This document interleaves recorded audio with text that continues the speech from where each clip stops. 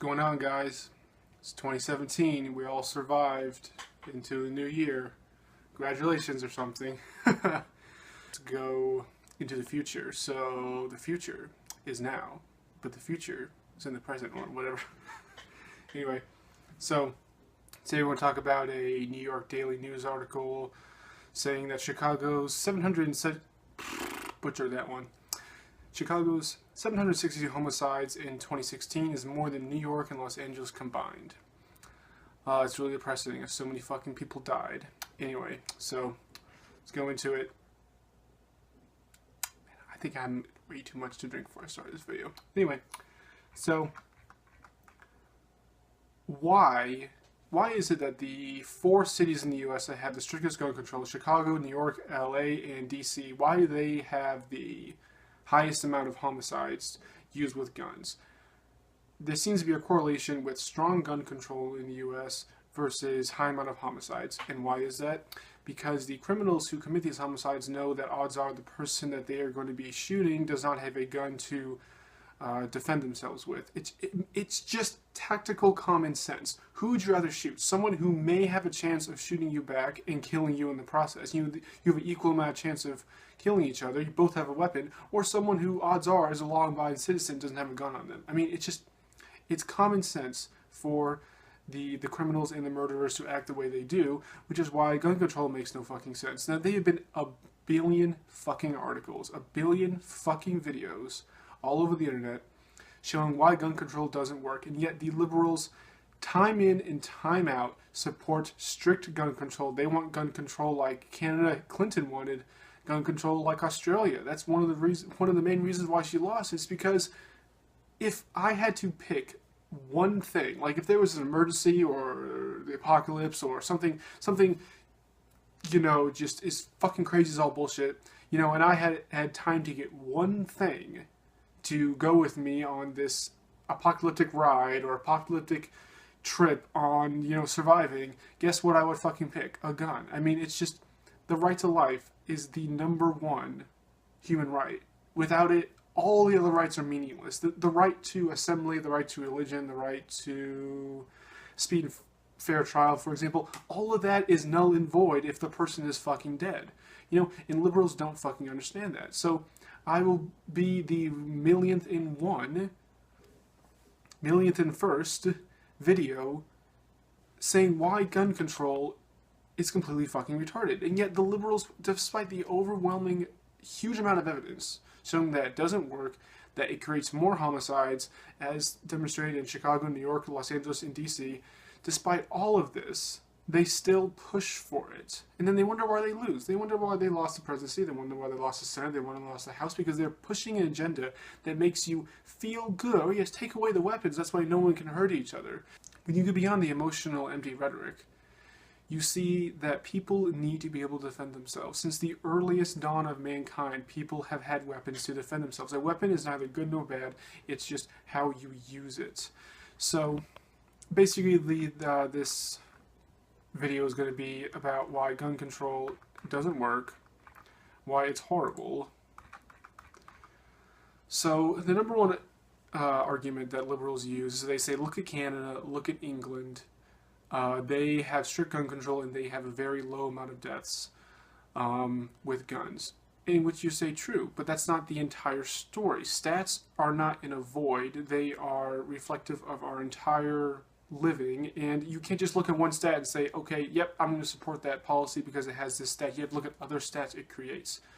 You have to look at the culture of these countries. Canada has a radically different culture. They have a much more homogeneous population than us. Gun control works in that environment and won't work in the U.S. because our populations are so different and so diverse that you cannot apply the same policies and laws to different types of populations and expect it to be the same result. In Britain, for example, they severely limit the amount of firearms you can have. Let's just look up the gun laws in Britain because it's so confusing. They make it confusing on purpose so you can't understand it. Members of the public may own sporting rifles and shotguns, but handguns were effectively banned. So basically, you can have a rifle that can have about 5 rounds just for hunting, and shotguns that can have 3 or 5 shells in it, and that's about it. Most of the police officers that walk around the streets don't have access to firearms either. It's only when something major happens then the spec op teams are called in, and or the SWAT, the equivalent of the SWAT team is called in. They have guns, but regular UK officers on the street don't have guns. So while it is true that after they banned most rifles and shotguns, except for hunting ones, and they banned all handguns, it is true that the homicides with guns went down. It's also true that assaults with every single type of other weapon, because people couldn't use guns. So what do they go for? They go for knives, they go for pepper spray, they go for tasers, they go for getting guns in the black market. That's still, gun violence is still a stat. It's a small stat, but it's still a stat in Britain, because people just don't pay, criminals who would shoot people don't give a fuck about the laws, and they're going to get guns illegally to commit the crimes anyway. So ordinary citizens lost the ability to defend themselves with guns, and that's why there's more assaults, there's more armed robberies, there's more home invasions, there's more assaults, there's more injuries, etc., etc., etc. All of these side effects because you didn't allow people to defend themselves with guns. So when you say, oh, well, Britain has strict gun control and they have very low gun homicides compared to the US. Yes, that is true, but that is only one part of the entire effect of what the strict gun control did. I personally don't want to live in a world where I can't defend myself and I have to fight off a person who got a gun illegally. So it's a pistol, it can hold 15, 30 rounds, whatever, and all I have is like pepper spray. Maybe you can get pepper. Okay. Can British people get pepper spray? Let's look that up. Can British people buy pepper spray?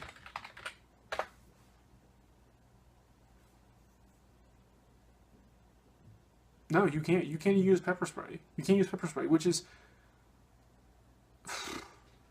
Pepper spray is so used infrequently in offensive cases, meaning that a criminal uses it against a victim. It is much more likely to be used in a defensive situation against a assault, against a mugging, against a rape, etc., etc. But no, that's not good enough for British people. You can't even have pepper spray. You can't have tasers. Can you have knives? Can you have pocket knives?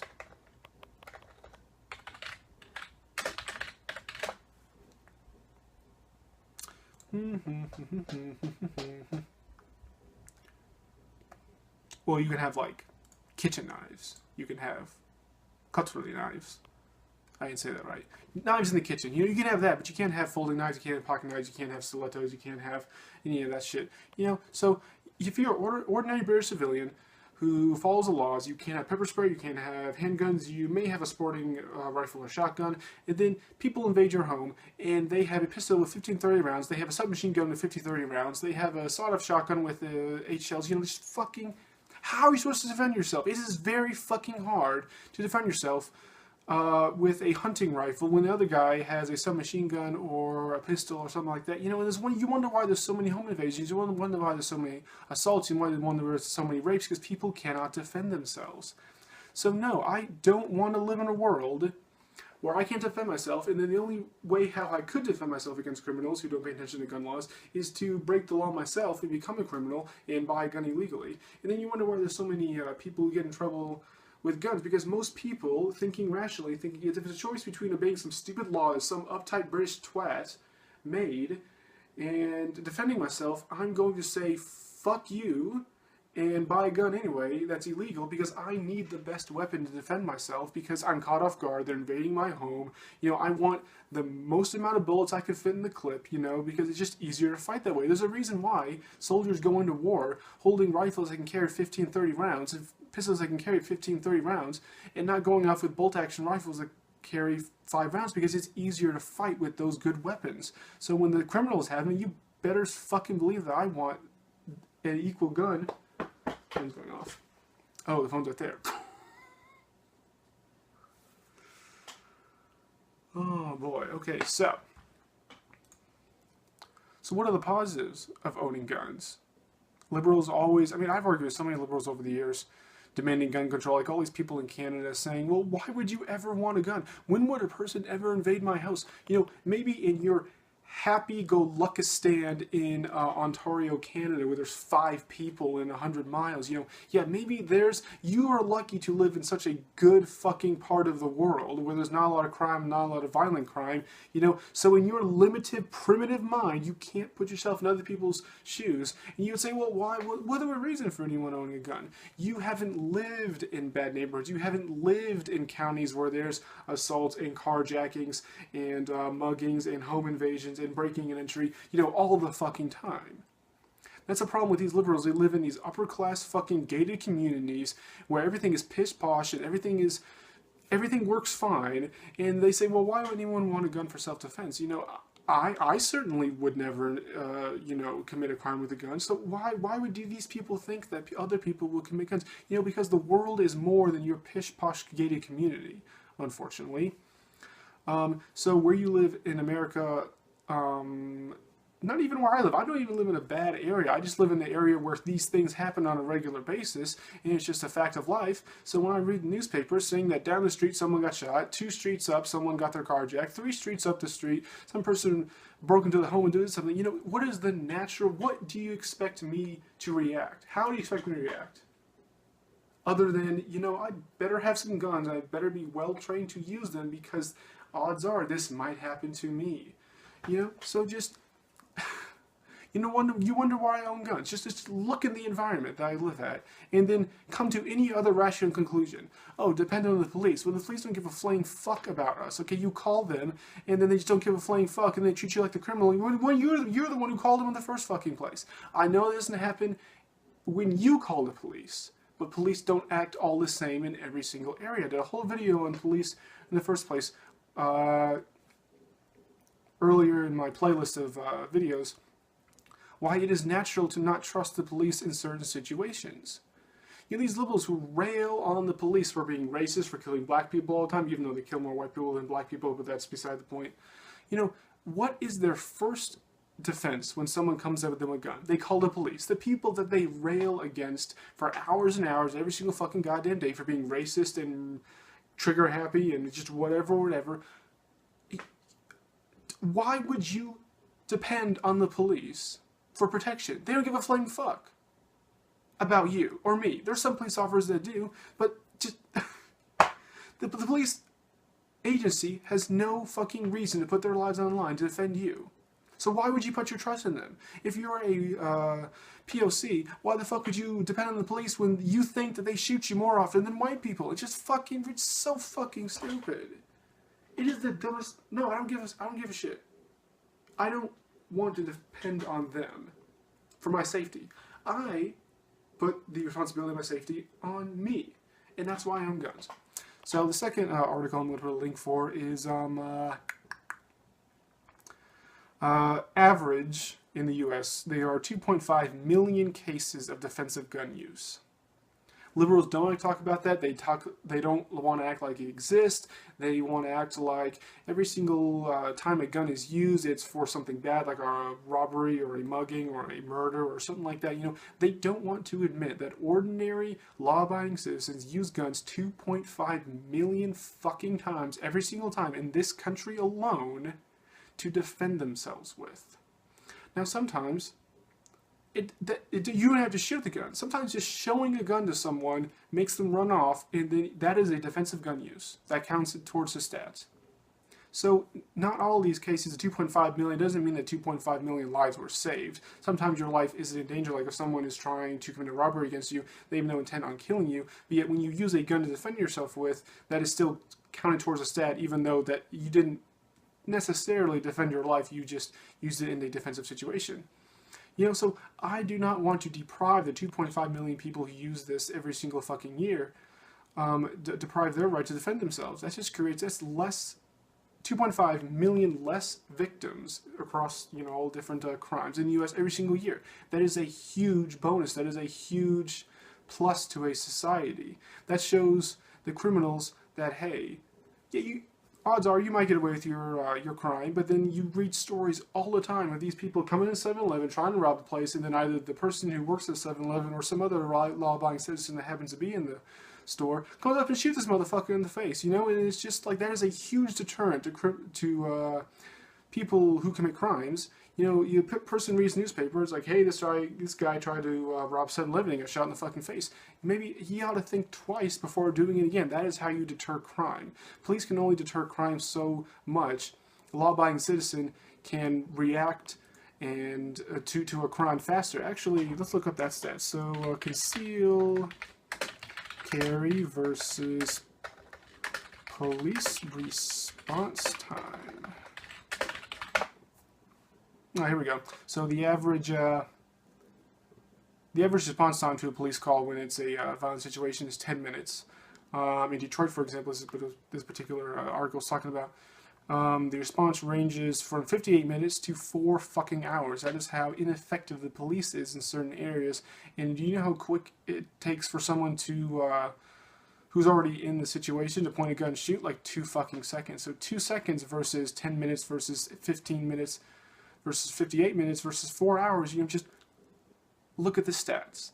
I say that in almost all of my videos of why I believe certain things. Look at the stats. The person who is concealed carry, who's already on the situation when the crime is occurring, can always respond faster than police. Sometimes the police are really fast. They can get anywhere in 3 minutes.